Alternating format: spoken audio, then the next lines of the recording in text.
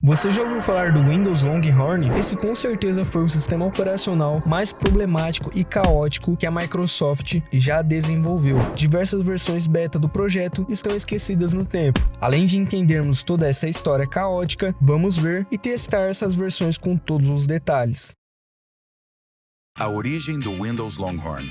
O Windows Longhorn foi pensado e programado para ser lançado após o Windows XP. A Microsoft vinha de uma boa fase, já que fez um marco histórico com o Windows XP. O sistema foi um sucesso, era estável, bonito e confiável. O próximo grande projeto seria o Windows Black Combi, que traria avanços enormes, mas demoraria anos para ficar pronto. Nisso surge a ideia de criar um sistema operacional intermediário. Ele ficaria entre o Windows XP e o próximo grande projeto, o Windows Black Combi. Você provavelmente deve estar se perguntando de onde surgiu esse nome, Windows Longhorn, já que traduzindo ficaria como Windows Chifre Longo. O Windows XP, quando estava sendo desenvolvido, tinha um codinome Whistler. O sistema não seria lançado com esse nome, era apenas um codinome. O mesmo acontece com o Windows Black Combi. Black Combi é apenas um codinome. E daí vem a ideia, tanto Whistler e Black Combi são montanhas no Canadá. Longhorn é um bar localizado entre essas duas montanhas. Isso se encaixa com o que eu falei antes, já que o Windows Longhorn seria um projeto intermediário entre os dois grandes projetos, o Windows Whistler, que é o Windows XP, e o Windows Black Combi, que seria o próximo grande projeto da Microsoft. O plano inicial era simples e não tinha como dar errado. O Windows Longhorn seria lançado como uma evolução rápida do XP e logo depois viria o próximo grande projeto. Apesar de ser um plano simples, as ideias saíram do controle. O projeto começou a absorver recursos originalmente pensados para o Black Combi, aumentando sua complexidade e atrasando prazos. as promessas ambiciosas. Apesar de ser um sistema intermediário, o projeto tinha algumas ideias ambiciosas. Entre as primeiras ideias estava o Avalon, que mais tarde se tornaria o Windows Presentation Foundation. Essa tecnologia mudaria a forma como aplicativos eram renderizados, permitindo janelas transparentes, efeitos visuais complexos e animações suaves, algo muito além do que o hardware comum da época podia suportar. Outra ideia era o Indigo, uma nova arquitetura de comunicação que se transformaria no Windows Presentation Foundation. Mas o recurso mais ousado de todos era o WinFS. Essa inovação pretendia revolucionar o sistema de arquivos, integrando-o a um banco de dados relacional. Na prática, isso significava que, em vez de simplesmente salvar arquivos em pastas, o usuário poderia organizá-los e buscá-los de forma inteligente, usando metadados. Nos primeiros anos, o projeto se manteve conforme a ideia inicial. Nas primeiras versões, o Longhorn parecia apenas um Windows XP melhorado. Haviam pequenas mudanças na interface,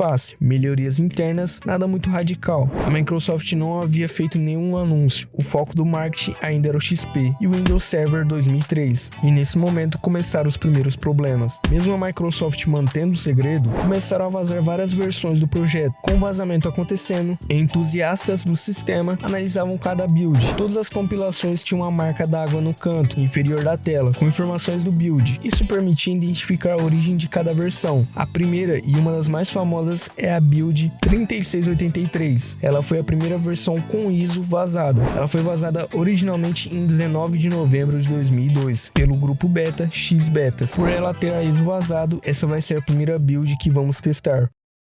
Build 3683. Como disse anteriormente, o Longhorn era para ser apenas uma versão melhorada do Windows XP, e isso reflete nessa build. Como é uma das primeiras, a parte da instalação do sistema é a mesma do XP. Nesse momento, eles não haviam alterado nem a logo que aparece na inicialização. A única coisa que alteraram foi a música que aparece no OBBI. Para você que não sabe, o OBBI é aquela parte de configurações iniciais do sistema. Trocaram a música original pela música no iProblema. Quando o sistema inicializa, o que mais me chamou a atenção foi o papel de parede e a logo do Longhorn. Pela logo e o papel de parede, parece que os desenvolvedores nesse momento estavam seguindo uma estética de fazenda. Acredito que seja por conta do restaurante que inspirou o nome do projeto. O Windows Explorer, apesar de permanecer o mesmo do XP, teve algumas pequenas mudanças. Na barra de ferramenta foi adicionada uma ferramenta de zoom, detalhes e pivotes, não sei a pronúncia certa. Com a ferramenta de zoom, podemos aumentar ou diminuir o tamanho tamanho dos ícones. A ferramenta de detalhes abre uma nova janela, que temos todos os registros do arquivo selecionado, como o tamanho, data de criação, quando foi modificado, enfim. Já a ferramenta de pivots, eu não entendi muito bem como funciona, não vou nem me arriscar em tentar explicar. Sobre a ferramenta de detalhes, algo que achei interessante é que quando selecionamos vários arquivos, eles fazem essa animação de rotação. Funciona com pastas, imagens, quase todo tipo de arquivo. Achei bastante bonito e interessante. Essa build já contém a sidebar, que era uma das principais novidades do sistema. Se você clicar com o botão direito em cima da barra principal e ir em propriedades, você tem a opção de ativar a sidebar. Apesar de ser uma versão inicial, temos muitas opções de personalização. A primeira sendo a opção de deixar a sidebar transparente ou não. Podemos mudar a sidebar para as duas laterais, integrar o menu iniciar com a sidebar, mudar o tamanho e o principal, adicionar diversos gadgets. A sidebar seria uma ferramenta para auxiliar o usuário no dia a dia. Acredito que foi uma grande aposta da Microsoft, já que nos sistemas anteriores ela não estava presente. Infelizmente não temos mais nada tão interessante para analisar. É uma build muito inicial. É interessante ver o caminho que a Microsoft estava seguindo. Conseguimos ver que a Microsoft procurava deixar o sistema mais moderno e mais bonito. Nesse momento, a Microsoft continuou trabalhando no projeto. Em 19 de fevereiro de 2003, foi vazada a build 4008. Nela já podemos ver alguns avanços comparados à build 3683 e a próxima build que vamos analisar.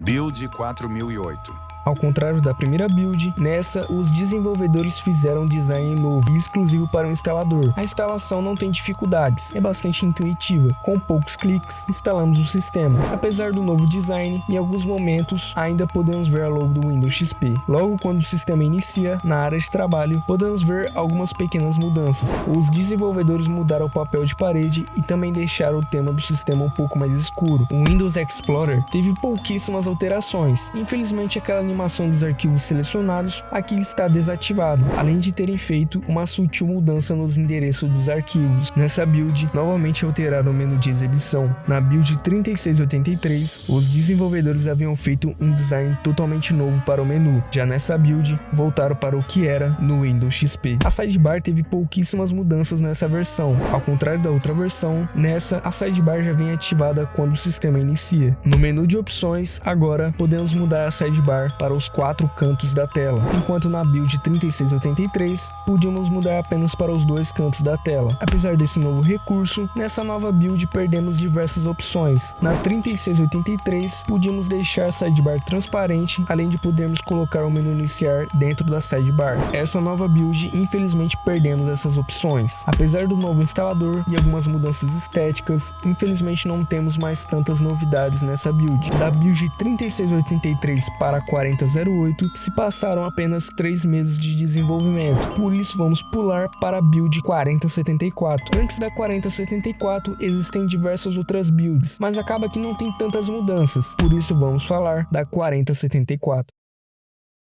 Build 4074.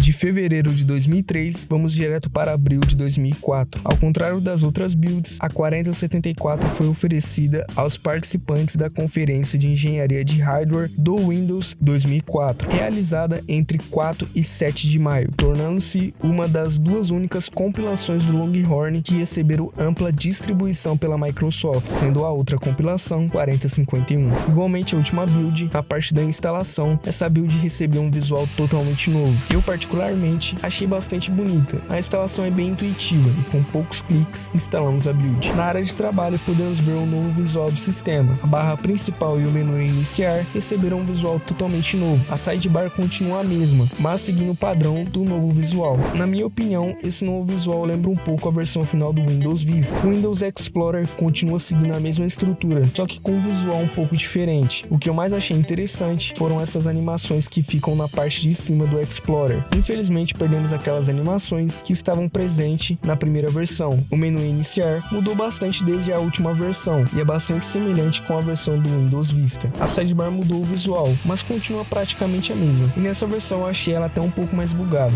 Essa com certeza é uma das builds mais conhecidas do Longhorn. Podemos ver o entusiasmo da Microsoft, mas foi a partir daqui que o caos começou.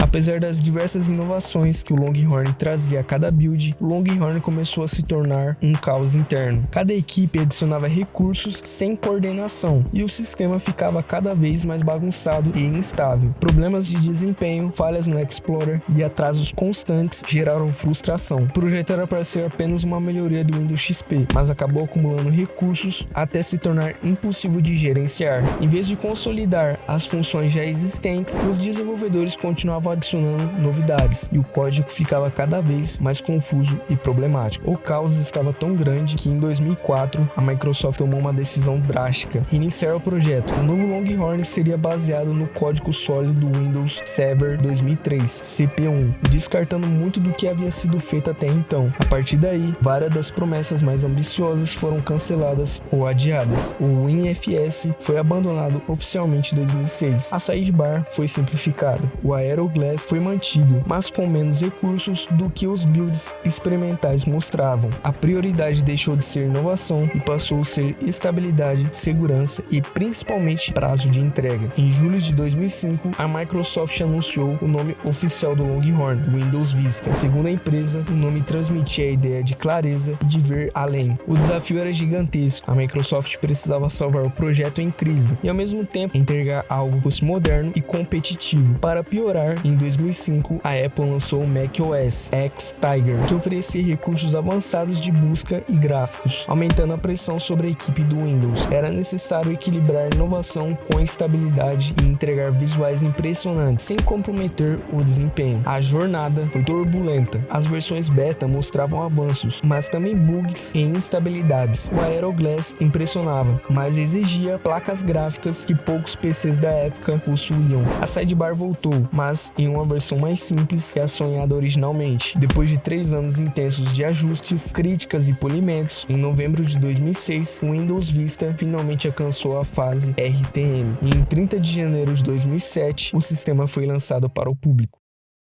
Apesar do caos interno que aconteceu nos últimos anos, o hype para o Windows Vista era gigantesco. Com o sucesso do Windows XP, ninguém imaginava que o Windows Vista poderia ser ruim, além do marketing da Microsoft, que apresentava o Vista como um sistema bonito, moderno e seguro, um salto em relação ao confiável Windows XP. Mas depois de alguns meses de lançamento, os usuários começaram a relatar os problemas que o sistema carregava. O sistema era pesado demais para os computadores da época. Muitos PCs que vinham com o selo da Vista Capable mal conseguiam rodar a interface Aero. A compatibilidade com drivers e softwares antigos era péssima. Impressoras, scanners e até jogos simplesmente deixavam de funcionar. Além disso, o Vista exigia muito mais memória RAM do que a média dos computadores disponíveis em 2007. A decepção foi tão grande que empresas e consumidores começaram a fugir do Vista. Muitos optaram por continuar com o XP, mesmo antigo, por ser mais rápido e estável. E essa rejeição marcou profundamente a imagem do sistema.